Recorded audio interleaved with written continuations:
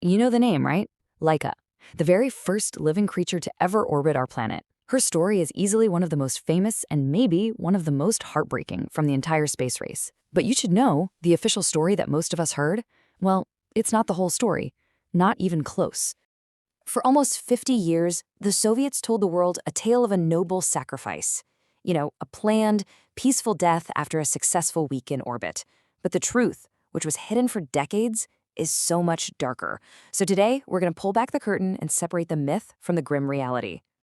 So to really get why Laika's journey even happened, you first have to understand the world at that time. Because this was never just about science. Oh no. This was about power, politics, and proving who was the best on the planet. I mean, you have to picture it. The United States and the Soviet Union were locked in this incredibly tense battle of ideologies and technology. Every single first in space wasn't just a scientific achievement, it was a massive propaganda win. It was a way to shout to the entire world that your system was superior. The pressure was just immense. And this timeline really shows you how absolutely frantic the pace was. On October 4th, 1957, boom, the Soviets launched Sputnik 1, and the world just goes into shock. America was freaking out. So to double down on this Sputnik crisis, the Soviet leader Nikita Khrushchev, he demanded another, even bigger spectacle. And he wanted it to celebrate the 40th anniversary of the Bolshevik Revolution, which gave his scientists, get this, just 1 month. So, the Soviet space program needed a passenger, and they needed one yesterday.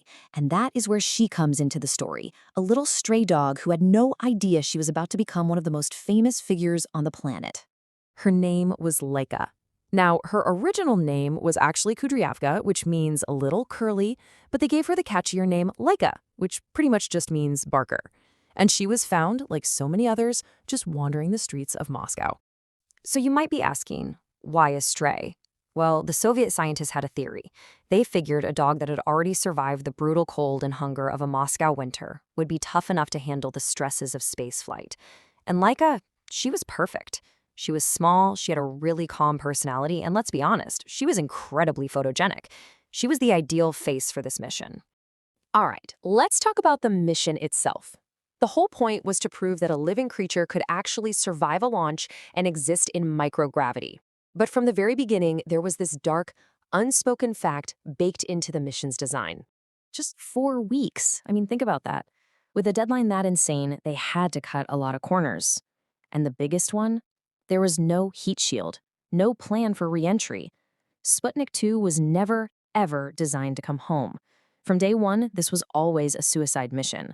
So here's the official plan they sold to the world. Laika would launch, she'd orbit the Earth for about a week, they'd monitor her vital signs, and then she would be humanely euthanized with a bit of poison in her last meal. That was the official story. And you know what? For more than 40 years, that's what everybody believed. A heroic sacrifice for science, a peaceful end. But then, in 2002, at a space conference in Houston, of all places, the truth finally came out. This was the narrative. This is what the Soviet government told everyone. It sounded so clean, so scientific. It painted this picture of a perfectly controlled experiment where Laika did her job and was then given a merciful death. It was a complete and total fabrication, designed to hide a terrible failure. Okay, let's just lay it all out side by side.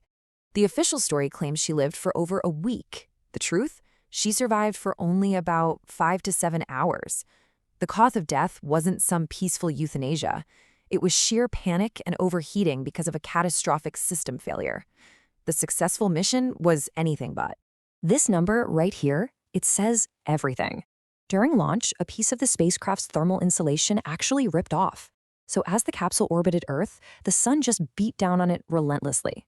With the cooling system broken, the temperature inside skyrocketed to over 40 degrees Celsius. That's 104 degrees Fahrenheit. The data they got back showed her heart rate jumping to 3 times its normal rate. It's a clear sign of incredible stress and terror right before all her sensors just went silent. So yeah, Laika's final moments were just horrific. But, and this is really important, her tragic journey was not for nothing.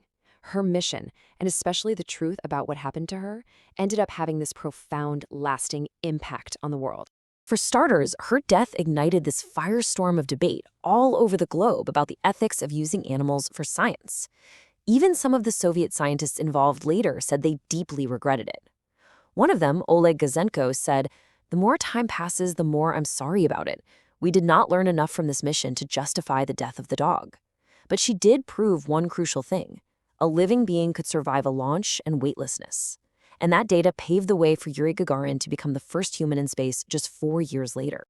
And today, she's remembered not for the mission's failure, but as a pioneer. There are monuments to her in Russia, like this one, which shows her standing on top of a rocket. A little stray from the streets of Moscow, forever immortalized among the stars she so briefly touched. And that leaves us with the big, complicated question, doesn't it? Her entire journey was born from the intense pressure of the Cold War, a mix of real scientific ambition and pure political desperation. Now we know the heartbreaking truth of what happened to her. But whether her sacrifice was a necessary price to pay in that race to the stars, well, that's a debate that's still going on today.